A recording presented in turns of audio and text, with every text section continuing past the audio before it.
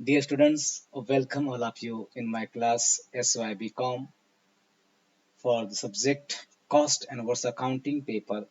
First, myself, Professor S.M. Chogule, Department of Commerce, MGV's Arts, Commerce and Science College, Malegaon City, District, Nashik. Dear students, आज हम unit second जो elements of cost and cost sheet, इसमें जो cost sheet है वो किस तरह से प्रिपेयर किया जाता है उसका पहला प्रॉब्लम आज हम यहाँ पर सॉल्व करने वाले हैं। प्रॉब्लम शुरू करने से पहले कुछ इम्पॉर्टेंट थिंग्स, बहुत ही महत्वपूर्ण कुछ बातें मैं तुम्हें बताना चाहूँगा कि कॉस्ट शीट जो होता है वो जो भी प्रोडक्शन होता है उसकी प्रोडक्शन कॉस्ट क्या है, टोटल कॉस्ट क्या है, ये सब जानने के लिए कॉस्ट शीट प्रिपेयर किया जाता है। कॉस्ट शीट प्रिपेयर करते वक्त जो सबसे इम्पोर्टेंट थिंग है वो है कॉस्ट। कॉस्ट शीट में जो कॉस्ट होती है उसका एनालिसिस किया जाता है, क्लासिफिकेशन किया जाता है और उसी पर आखिर में जो यूनिट हमने प्रोड्यूस किया है उसकी टोटल कॉस्ट निकाली जाती है। बेसिकली कॉस्ट अगर देखा जाए तो there are two types of cost, direct cost and indirect cost. Direct costs are those which are directly related to the production process. For example, direct material, direct wages, direct expenses. These are the examples of direct cost. And indirect costs are those costs like indirect material, indirect wages, indirect expenses, also treated in production of the goods. So all indirect costs are treated as overheads. It means in simple words, the aggregate of all indirect cost, indirect material, indirect labor, and indirect expenses called as overheads. And the overheads are classified into three parts or three groups: factory overheads, office and administrative overheads, and selling and distribution overheads. तो जितने भी expenses यहाँ पर incurred होते हैं वो expenses इस तरह से डायरेक्ट कॉस्ट और इनडायरेक्ट कॉस्ट में क्लासिफाई किए जाते हैं और उसी के हिसाब से कॉस्ट शीट प्रिपेयर किया जाता है। जब हम पूरा प्रॉब्लम यहाँ पर देखेंगे तो तुम्हारे समझ में बहुत ही अच्छी तरह से आ जाएगा। तो पहले कॉस्ट शीट में क्या किया जाता है, डायरेक्ट जो कॉस्ट होती है वो सबसे पहले ली जाती है, जैसे direct material, direct wages and direct expenses. इनको मिला के जो कॉस्ट या जो अमाउंट आती है उसे प्राइम कॉस्ट कहा जाता है। यहाँ पर डायरेक्ट कॉस्ट खत्म हो जाती है, बाकी जितनी बची होती है वो सब इनडायरेक्ट कॉस्ट होती है, जिसे ओवरहेड्स कहा जाता है। तो इनडायरेक्ट कॉस्ट के मैंने जस्ट अभी बताया है कि थ्री पार्ट्स किए हैं: factory overheads, office and administrative overheads and selling and distribution overheads. तो प्राइम कॉस्ट में जैसे ही फैक्ट्री ओवरहेड्स ऐड किए जाते हैं जो अमाउंट आती है उसे वर्क्स कॉस्ट या फैक्ट्री कॉस्ट कहा जाता है। उसी में office and administrative overheads add करने के बाद जो अमाउंट आती होती है कॉस्ट ऑफ प्रोडक्शन, और प्रोडक्शन कॉस्ट में आखिरी में सेलिंग एंड डिस्ट्रीब्यूशन एक्सपेंसेस या ओवरहेड्स ऐड किए जाते हैं। ऐड करने के बाद जो कॉस्ट होती है वो होती है total cost of the production, उसमें प्रॉफिट ऐड किया तो सेलिंग पर। इसी तरह से ये कॉस्ट शीट का प्रोफार्मा है। तो आज हम जो पहला प्रॉब्लम यहाँ पर लेने जा रहे हैं, पहला प्रॉब्लम है इसलिए थोड़ा सा आसान हम यहाँ पर लेंगे। तो हम सीधा चलते हैं प्रॉब्लम की तरफ। Prepare a statement of cost sheet from the following information relating to Samaira Limited, Pune for the year ended 31st March 2020। यहाँ पे बहुत सारी अमाउंट एक्सपेंसेस दिए हुए हैं। सबसे पहले दिया है सेल्स, तो सेल्स कितना है, 8 लाख है। कॉस्ट शीट में सेल्स सबसे आखिर में लिया जाता है, ये कॉस्ट सबसे पहले आती है। इसमें डायरेक्ट मटेरियल है, डायरेक्ट वेजेस, बहुत सारी यहाँ पर कॉस्ट है, एक्सपेंसेस है। अब इस ये सारे एक्सपेंसेस हमें यहाँ पर कॉस्ट शीट में लेने हैं, मगर लेते वक्त पहले डायरेक्ट कॉस्ट हम लेंगे, उसके बाद फैक्ट्री ओवरहेड्स, उसके बाद ऑफिस एंड एडमिनिस्ट्रेटिव ओवरहेड्स, और आखिर में सेलिंग एंड डिस्ट्रीब्यूशन। इस तरह से ये हम यहाँ पर इसका क्लासिफिकेशन करेंगे और उसका एनालिसिस करके बाद में आखिर में कॉस्ट शीट तैयार होगा। तो कॉस्ट शीट कैसे होता है, देखो सबसे पहले यहाँ पर दिया जाता है डायरेक्ट मटेरियल। अब डायरेक्ट मटेरियल यहाँ पर दिया गया है वो कितना है, 4 लाख। उसके बाद में यहाँ यहाँ क्या दिया है, डायरेक्ट वेजेस, उसमें हम ऐड करेंगे, वो कितना दिया हुआ है, 2 लाख। उसके बाद उसमें ऐड होगा डायरेक्ट एक्सपेंसेस। अब ये डायरेक्ट एक्सपेंसेस जो है उसमें ऐड किए जाएंगे। अभी डायरेक्ट एक्सपेंसेस कौन कौन से यहाँ पर देखो, यहाँ पर cost of special patterns, royalties, chargeable expenses are the direct expenses. तो पहले हम वो यहाँ पर लेंगे कॉस्ट ऑफ स्पेशल पैटर्न्स, कितनी अमाउंट है, 80,000। देन नेक्स्ट जो है रॉयल्टीज यहाँ पर दी है, वो कितनी है, रॉयल्टीज 16,000। और आखिरी में दिया है यहाँ पर देखो चार्जेबल एक्सपेंसेस, चार्जेबल एक्सपेंसेस कितने हैं, 4,000। तो कुल मिलाकर ये जो डायरेक्ट एक्सपेंसेस है वो कितने हो गए, 1 लाख। देखो 20 और 80, 1 lakh. Direct material 4 lakh, direct wages 2 lakh and direct expenses 1 lakh. कुल मिलाकर यहाँ पर जो अमाउंट आई है 7 लाख। तो total of direct material, direct wages and direct expenses called as prime cost.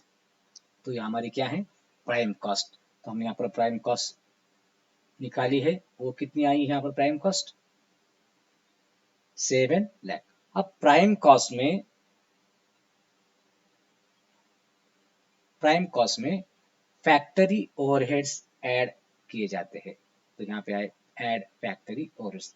जितने भी एक्सपेंसेस यहाँ पर दिए गए हैं उनमें से फैक्ट्री ओवरहेड्स कौन कौन से हैं वो हमें यहाँ पर पहचानने हैं, देखने हैं। अब यहाँ पे देखो ये जो आया है फैक्ट्री रेंट एंड इंश्योरेंस, हाँ, factory indirect wages, indirect material factory.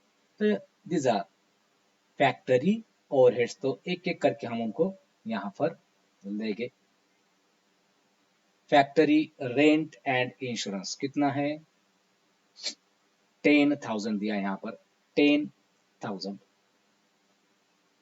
Then next जो नेक्स्ट है फैक्ट्री का, फैक्ट्री इनडायरेक्ट वेजेस यहाँ पर दिए, फैक्ट्री इनडायरेक्ट वेजेस कितने हैं, 6,000। देन नेक्स्ट नीचे है इनडायरेक्ट मटेरियल फैक्ट्री 2,000। तो फैक्ट्री इनडायरेक्ट मटेरियल 2,000। और उसके नीचे देखो यहाँ पे दिया general works overheads 4,000, it is also factory overheads. तो ये भी हम यहाँ पर लेंगे। अब इनकी 16, 18 और 22 टोटल कितना होगा, 22,000। तो प्राइम कॉस्ट कितनी है, 7 लाख। उसमें अब ये फैक्ट्री ओवरहेड्स कितने, 22,000 मिलाए जाएंगे, ऐड करने के बाद 7,22,000। प्राइम कॉस्ट में जब फैक्ट्री ओवरहेड्स ऐड किए जाते हैं तो जो कॉस्ट आती है या जो अमाउंट आती है उसे कहते हैं वर्क्स कॉस्ट या फैक्ट्री कॉस्ट। आई बात समझ में, बहुत ही आसान है। अब वर्क्स कॉस्ट में ऑफिस एंड एडमिनिस्ट्रेटिव ओवरहेड्स या office and administrative expenses add किए जाते हैं। ऑफिस एंड एडमिनिस्ट्रेटिव एक्सपेंसेस, तो इसमें कौन कौन से हैं, ऑफिस से रिलेटेड जो भी एक्सपेंसेस जैसे rent, trade, taxes, printing, stationery, postage, telegram, है ना।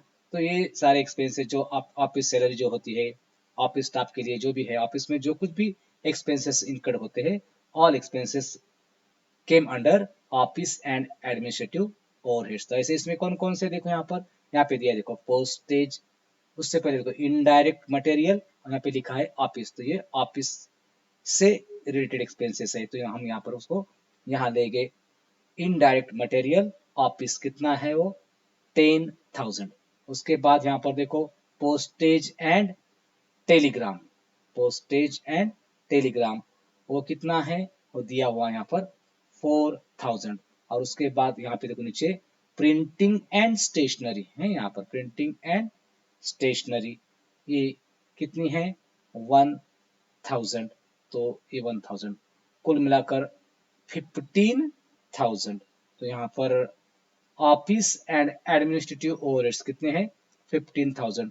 अब वर्क कॉस्ट में office and administrative expenses add किए जाएंगे, ऐड करने के बाद जो अमाउंट आएगी 7,37,000। इसे क्या कहते हैं, इसे कहते हैं cost of production, cost of production. Work cost में जब ऑफिस एक्सपेंसेस ऐड किए जाते हैं, ऐड करने के बाद जो अमाउंट आती है, जो कॉस्ट आती है, उसे कॉस्ट ऑफ प्रोडक्शन या प्रोडक्शन कॉस्ट भी कहा जाता है। अब कॉस्ट ऑफ प्रोडक्शन में आखिर में selling and distribution overheads add किए जाते हैं, add selling and distribution overheads. तो इसमें कौन कौन से हैं, यहाँ पे देखो ये है कैरेज आउटवर्ड। अब कैरेज आउटवर्ड क्या है, हम जो प्रोडक्शन करते हैं और जो प्रोड्यूस गुड्स जो हम बाहर भेजते हैं मार्केट में, उसका जो ट्रांसपोर्ट चार्जेस आता है उसे कैरेज आउटवर्ड कहा जाता है। So it is selling and it is distribution expenses, so it came under the head of selling and distribution overheads. तो यहाँ पर आएगा कैरेज आउटवर्ड कितना है वो 5000। उसके बाद देखो प्रिंटिंग तो हो गया, प्रिंटिंग को फैक्ट्री हो गया, ये भी हो गया, ये भी हो गया। देखो salesmen's salary, salesmen's salary, salesmen's selling से रिलेटेड है इसलिए selling expenses rupees 8000। Then next selling on cost, यहाँ पे दिया है selling on cost rupees 6000, selling on cost rupees 6000। और आखिर में देखो bad debts return of rupees 4000, it is also selling and distribution expenses और सेलिंग एंड डिस्ट्रीब्यूशन ओवरहेड्स। तो कुल मिलाकर कितना हुआ 10 8 5 23 23000। सो प्रोडक्शन कॉस्ट में अब ये selling and distribution overheads add किए जाएंगे 7,37,000 प्लस 23,000 मिलाकर जो अमाउंट आएगी वो होगी हमारी total cost, it is total cost. तो इसी तरह से ऑल जितने भी यहाँ एक्सपेंसेस थे सब हमने यहाँ पर लिए, बस एक जो है इंटरेस्ट ऑन लोन ये हमने यहाँ पर नहीं लिया। क्यों नहीं लिया, because interest on loan is a financial expenditure, interest on loan is an item of financial nature, so it should be excluded from cost। तो जो financial nature के जो expenses होते हैं वो cost sheet में नहीं लिए जाते हैं। ऐसे बहुत सारे expenses है जैसे preliminary expenses, underwriting commission, discount on issue of shares, bad debt provisions, income tax, donation given, discount received, interest on investment, commission received, ऐसे बहुत सारे expenses है जो फिनेंशियल नेचर के है। ये एक्सपेंसेस कॉस्ट शीट में यहाँ पर नहीं लिए जाते हैं। So interest on loan is a item of financial nature, so it is not included in cost sheet. ये बात अच्छी तरह से समझना बहुत जरूरी है। अब टोटल कॉस्ट निकालने के बाद अब प्रॉब्लम ने देखो हमको यहाँ पर दिया है सेल्स, सेल्स कितना है 8 लाख। तो हम यहाँ पर सेल्स लेंगे 8 लाख, सेल्स कितना है 8 लाख है। अब कॉस्ट कितनी है 7,60,000 और सेल्स कितना है 8 लाख। इसका मतलब जो डिफरेंस है वो क्या होगा हमारा प्रॉफिट होगा, क्या होगा profit. So our profit is 40,000, profit 40,000। तो इस तरह से यहाँ पर एक कॉस्ट शीट प्रिपेयर किया गया है।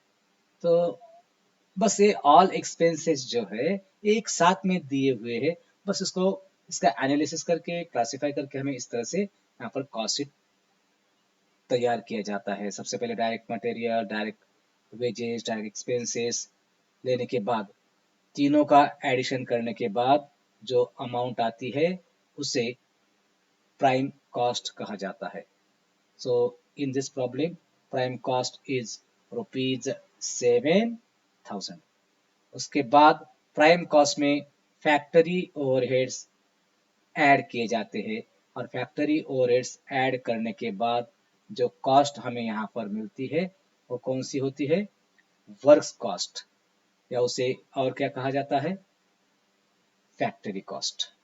फैक्ट्री कॉस्ट या वर्क्स कॉस्ट में जब ऑफिस एंड एडमिनिस्ट्रेटिव एक्सपेंसेस या ओवरहेड्स जब ऐड किए जाते हैं, वो ऐड करने के बाद जो कॉस्ट आती है, जो अमाउंट आती है, उसे कहते हैं कॉस्ट ऑफ प्रोडक्शन या तो प्रोडक्शन कॉस्ट। और प्रोडक्शन कॉस्ट में सेलिंग एंड डिस्ट्रीब्यूशन एक्सपेंसेस या सेलिंग एंड डिस्ट्रीब्यूशन ओवरहेड्स जब ऐड किए जाते हैं तो जो कॉस्ट आती है वो होती है टोटल कॉस्ट। ऑल कॉस्ट आने के बाद जो आती है वो टोटल कॉस्ट। और उसमें हम जब प्रॉफिट ऐड करते हैं, प्रॉफिट ऐड करने के बाद जो अमाउंट आती है वो होती है सेल।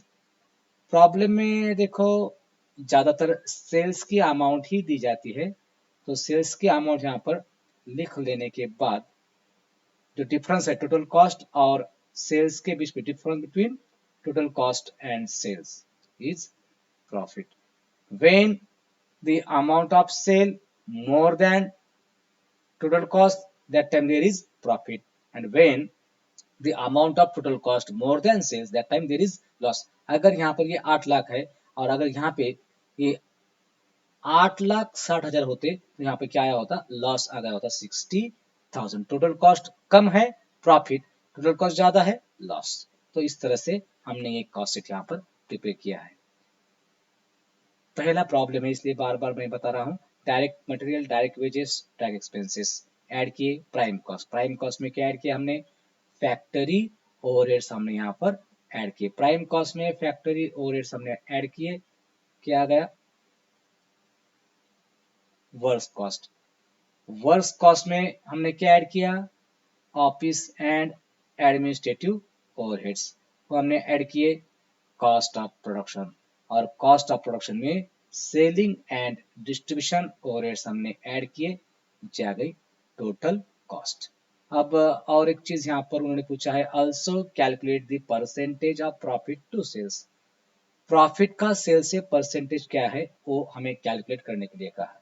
अब कैसे कैलकुलेट किया जाता है? बहुत ही आसान इसका इक्वेशन है, percentage of profit is equal to profit upon sale into 100। तो हम यहाँ पर निकालेंगे परसेंटेज ऑफ प्रॉफिट, हम यहाँ पर निकालेंगे। इक्वेशन बहुत ही आसान है, percentage of profit, profit upon sale into 100, बस उसमें अमाउंट डाल दीजिए, 40,000 upon 8 lakh into 100, and so the percentage of profit is 5%। so profit is 5% of sale। तो इस तरह से हमने ये पूरा प्रॉब्लम यहाँ पर सॉल्व किया है। तो देखो ये बहुत ही आसान है। एक बार कॉस्ट शीट का ये जो प्रोफार्मा है, ये अगर तुम्हारे समझ में आ जाता है, तुम इसे अंडरस्टैंड कर लेते हो, तो कॉस्ट शीट पर आए जो प्रॉब्लम्स है वो सॉल्व करना बहुत ही आसान है। बस factory overheads, office and administrative overheads और सेलिंग एंड डिस्ट्रीब्यूशन ओवरहेड्स में कौन कौन से आइटम कहाँ जाते हैं, ये एक बार समझ में आ जाए तो हम ये कॉस्ट शीट बड़ी अच्छी तरह से प्रिपेयर कर सकते हैं। तो इस प्रॉब्लम में पहला प्रॉब्लम था, थोड़ा सा आसान हमने यहाँ पर लिया था। नेक्स्ट प्रॉब्लम हम अलग लेंगे जिसमें जो स्टॉक ट्रीटमेंट है, ओपनिंग स्टॉक, क्लोजिंग स्टॉक, वो प्रॉब्लम हम नेक्स्ट प्रॉब्लम लेने वाले हैं। तो आज के लिए इतना ही। उम्मीद करता हूँ आप सभी को ये कॉस्ट शीट का पहला प्रॉब्लम अच्छी तरह से समझ में आया होगा। ओके।